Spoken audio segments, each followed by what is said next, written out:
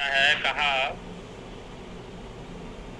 ये छठे अध्याय का कुछ श्लोक हैं। कहा, यथा फलेन युज्यते राजा कर्ता च कर्मणाम तथा वीक्ष निरपो राज्ये राष्ट्रे कल्पेत शतं करान्। यथा अल्पमदन्त्याहध्यं वायुरोवत्तस्मृता तथा अल्पो गृहीतव्या राष्ट्र राज्यशक्तिकरः। कहा कि जैसे राजा और कर्मों का कर्ता राजपुरुष और प्रजाजन सुख रूप फल से युक्त हो गए, वैसे विचार करके राजा तथा राज्यसभा राज्य में कर स्थापन करे। जैसे जोंक बछड़ा और भ्रमरा थोड़े थोड़े भोग्य पदार्थ को ग्रहण करते हैं, वैसे राजा प्रजा से थोड़ा थोड़ा वार्षिक कर लेवे, टैक्स लेवे,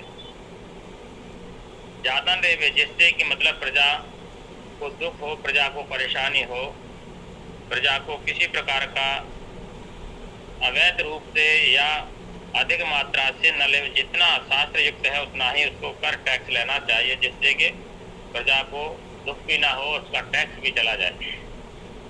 जैसे कहा कि बछड़ा, भ्रमरा और जौं, बछड़ा थोड़ा सा दूध पी लेता है और फिर उसे हटा दिया जाता है और हट जाता है, वैसे ही दूध भी सुरक्षित रहता है, परिवार को भी दूध मिल जाता है और उसका भी कल्याण हो जाता है।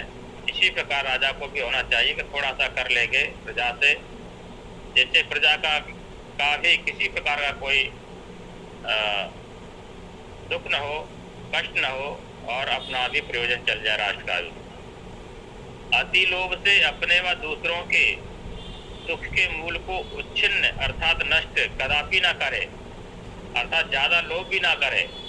अति लोभ के बस होकर के ज्यादा वसूल करना, ज्यादा नियम लागू करना, तो अति लोभ के कारण मतलब दूसरों के सुख का मूल उच्छेद न करे।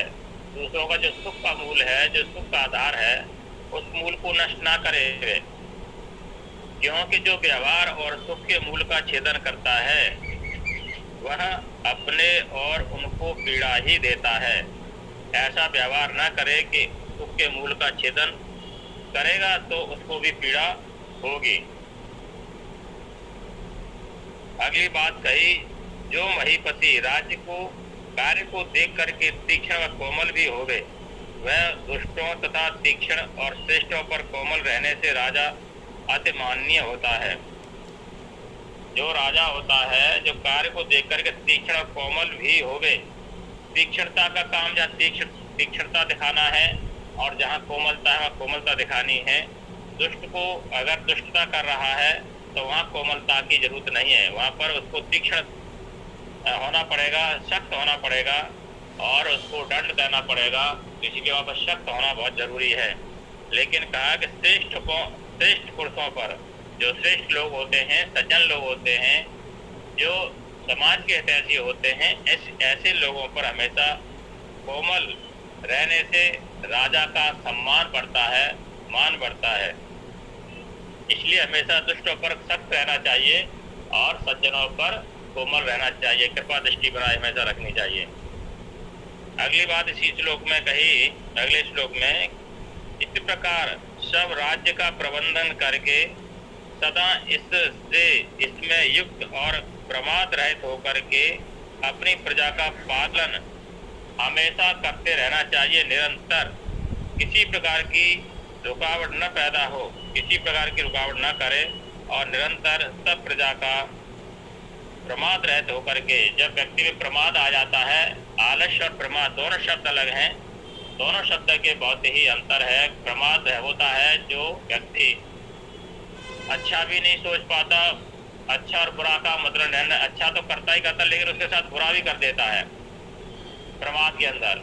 और आलस्य के अंदर केवल अपना ही नुकसान करता है, अपना ही हानि करता है। और प्रमाद जब व्यक्ति के अंदर आ जाता है तो अपना भी हानि करता है, दूसरों को भी हानि पहुंचाता है, दूसरों का भी कष्ट करता है, कष्टदायक हो जाता है।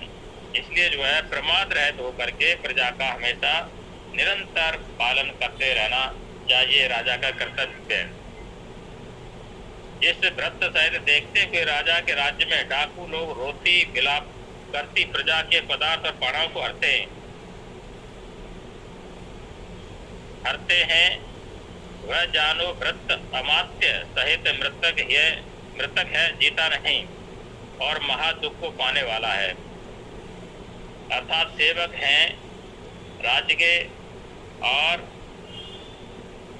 राजा के राज्य में डाकू लोग रोती विलाप करती प्रजा के पदार्थ को, अर्थात दुखी अगर प्रजा है और उसके पदार्थ को अगर चुरा ले जाते हैं और उनके प्राण हरते हैं, दंड देते हैं, तो वह जानो भ्रत्य अमात्य सहित मृतक हैं।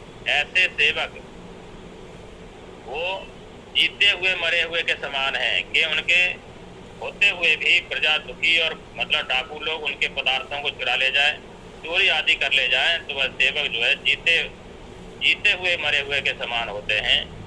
और कहा महा दुख को पाने वाला है। इसलिए हमेशा उसके सेवक जो है सजग रहने चाहिए, प्रजा को किसी प्रकार का कष्ट न हो, ऐसा हमेशा प्रयास करते रहना चाहिए। इसलिए राजा का प्रजा का पालन ही करना परम धर्म है। और जो मनुस्मृति के 7 अध्याय में कर लेना लिखा है और जैसा सभा नियत करे, उसका भोक्ता राजा धर्म से युक्त होकर के सुख पाता है, इससे विपरीत दुख को प्राप्त करता है। अर्थात राजा को धर्म युक्त ही कर लेना चाहिए। जो सभा ने, जो कमेटी ने, जो उस सभा ने नियत कर रखा हो, उसी के अनुसार उसे अपना कर लेना चाहिए। न ज़्यादा लेना चाहिए, न कर अधिक लेना चाहिए, न कम लेना चाहिए। प्रजा को भी कष्ट न हो और अपने राष्ट्र का भी काम चल जाए, ऐसा इस प्रकार को अपनी प्रजा से कर लेना चाहिए, टैक्स लेना चाहिए और उस टैक्स को जो है प्रजा के हित में लगाना चाहिए। ये मनुस्मृति का आदेश है। और उन्होंने इस राजा के बारे में बताया, कर के बारे में बताया है और सेवकों के बारे में बताया कि सेवक को किस तरह से, जो प्रजा के, जो राष्ट्र के हितैषी सेवक हैं, जो सुरक्षा करते हैं, सुरक्षा कर्मियों के बारे में भी बताया है कि हमेशा आलस्य को छोड़ करके प्रजा की सेवा करनी चाहिए, सुरक्षा करनी चाहिए। और अगर सुरक्षा नहीं करता है, उनके होते हुए भी चोरी हो जाती है, उनके होते हुए मतलब प्रजा में कष्ट होता है, तो वो समझ लो जीते हुए मरे हुए के समान है। ऐसा ही मनुस्मृति के श्लोक बता रहे हैं। तो मैं ज़्यादा न कह करके अपनी वाणी को यही विराम देता हूँ। ओम शांति शांति। बहुत सुंदर आपने वर्णन किया प्रजा के बारे में और राजा के बारे में, उनके कर्तव्यों के बारे में। लोगों को अपने अधिकार तो पता होते हैं लेकिन कर्तव्य नहीं पता होते। अधिकारों के बारे में सजग होते हैं कि मुझे ये मिलना चाहिए। वर्कर कहेगा मेरे को सैलरी ज़्यादा मिलनी चाहिए, लेकिन काम जो है मेरे को मत बोलो करने के लिए, मेरे को सैलरी देते रहो, इस तरह बोनस देते रहो, मेरे को इंक्रीमेंट्स देते रहो, मेरे को प्रमोशंस देते रहो। काम के बारे में मत बात करो। काम जितना हो गया बस समझ लो कि उतना ही मैं कर सकता हूँ। तो अभी शांति पाठ भी करा दें आचार्य जी। ओम देव शांति अंतरिक्षम शांति पृथ्वी शांतिरापः शांति ओषधया शांति वनस्पतयः शांतिर्विश्वे देवा शांति ब्रह्म शांति सर्वगं शांति शांतिरेव शांति सामा शांतिरेधि।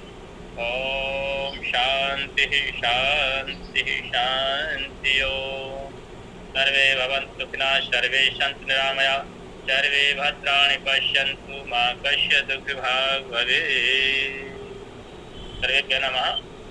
चलिए, धन्यवाद सभी का जुड़ने के लिए। आचार्य जी का इतना सुंदर स्वाध्याय आज का था उसके लिए, और सुहासिनी जी, संतोष जी और जवाहर जी जिन्होंने, और निशी जी को हम भूल जाते हैं, वो बैकग्राउंड में रहती हैं, स्टेज के पीछे रहती हैं, वो सामने कभी कभी आती हैं, कभी कभी भजन बहुत अच्छे सुना जाती हैं वो। अदरवाइज़ उनकी पिक्चर लेने की जो क्षमता है, क्वालिटी है, उसके लिए उनका भी धन्यवाद। और जिन्होंने ज्वाइन किया उन सभी का धन्यवाद। और उनको इनविटेशन शाम के सेशन में भी ज्वाइन करने के लिए। तो आप सभी का फिर से नमन करते हुए स्वस्थ रहें, मस्त रहें, हंसते रहें।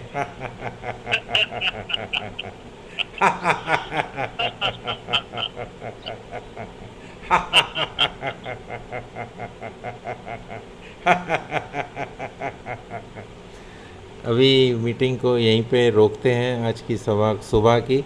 शाम को फिर मिलेंगे, तब तक के लिए धन्यवाद, नमस्कार और ऑल द बेस्ट।